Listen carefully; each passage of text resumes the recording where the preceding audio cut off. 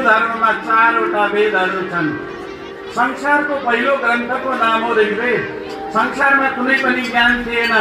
आजभन्दा करोडौं हजारौं वर्ष पहिले भगवान नारायणको श्वास लिनुभयो।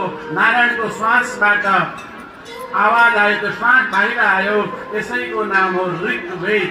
ऋग भनेको सत्य, वेद भनेको जान्नु, सत्यलाई जनाउने हुनाले यसलाई ऋग्वेद भनियो। पहिलो वेद उत्पत्ति भयो ऋग्वेद। ऋग्वेद पछि धेरै कठिन भयो, सायद कसैले त आज सुन्यौँ होला। ऋग्वेदलाई संसारले बुझ्न सकेन, के गर्ने त? अनि वेदव्यासजी तपाईँ हाम्रै टाउकोमा शिरमा उनले तपस्या गरेको थियो। तिनै भोलेनाथ जहाँ बस्ने गर्दछन्, मल्लिकार्जुनका रूपमा जुन ठाउँमा भगवान भोलेनाथ बस्ने गर्छन्, उनकै प्राङ्गणमा भगवान वेदव्यासजी आज पनि बसेका छन्। नपत्याए व्यास गाउँपालिकामा जानुहोला। आज पनि दार्चुलाको त्यो व्यास गाउँपालिकामा व्यास गर्खा थियो, पहिले व्यास आश्रम थियो।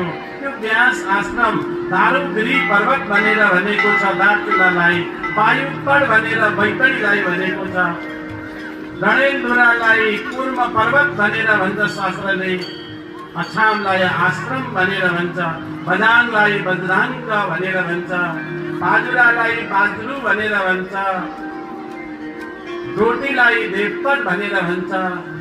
यो दिव्य भूमि हो हाम्रो यो मानस खण्ड क्षेत्र।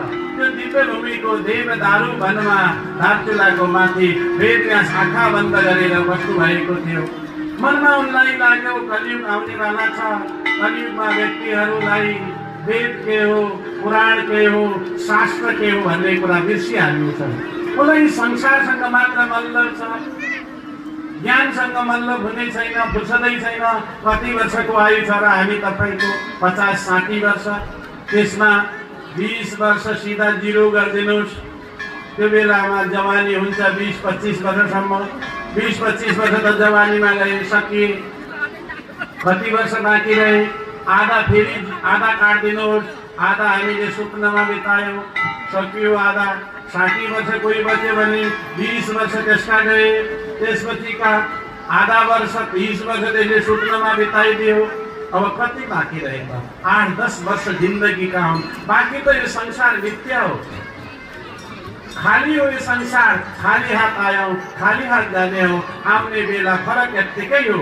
एउटा मात्र फरक के छ भने हामी जुन बाटो आएका थियौँ त्यो बाटोबाट र त्यो ढोकाबाट जाने बेला जाँदैनौँ, किनकि संसारमा आएपछि